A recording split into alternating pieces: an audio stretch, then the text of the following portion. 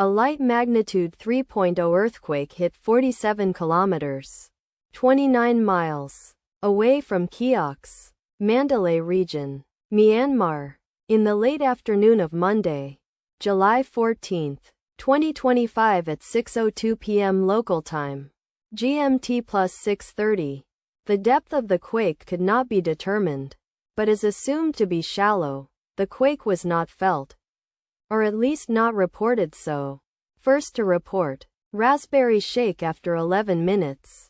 The earthquake occurred 14 hours after a magnitude 3.9 earthquake had hit on Monday, July 14, 2025, at 4:06 a.m. local time, Asia, Yangon GMT plus 6:30, in 79 kilometers, 49 miles, distance to the north. Data source from Volcano Discovery.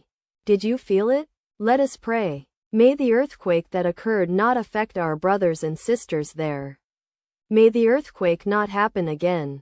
And may God protect everyone. Amen.